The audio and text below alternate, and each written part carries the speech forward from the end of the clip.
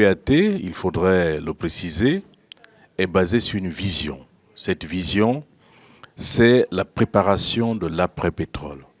Vous savez que le Gabon est traditionnellement un pays qui a été longtemps basé sur l'exploitation du pétrole, mais aussi des mines. Le PAT vise donc justement à préparer l'après-pétrole, à relancer de nouveaux moteurs de croissance pour créer une économie plus développée, plus inclusive et préservant l'environnement. Venons maintenant sur les grandes orientations. Il est important de savoir que le plan d'accélération de la transformation, PAT, est assis sur 3 piliers. Le premier pilier concerne les secteurs productifs.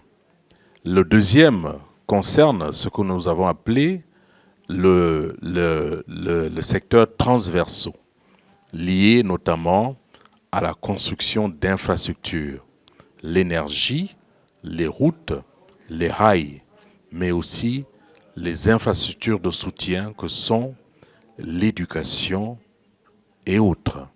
Le troisième pilier concerne le pilier social, parce que le PAT voudrait renforcer le modèle social gabonais.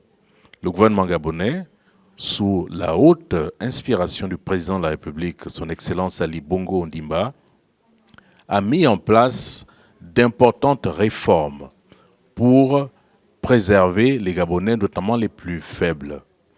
Il s'agit, dans le cadre de ce PAT, de renforcer ce modèle économique par la création notamment de plus d'emplois et par le développement de ce que nous avons appelé les AGR, c'est-à-dire les activités génératrices d'emplois. Je voudrais, si vous voulez bien, dire encore quelques mots sur ce que nous appelons les secteurs productifs.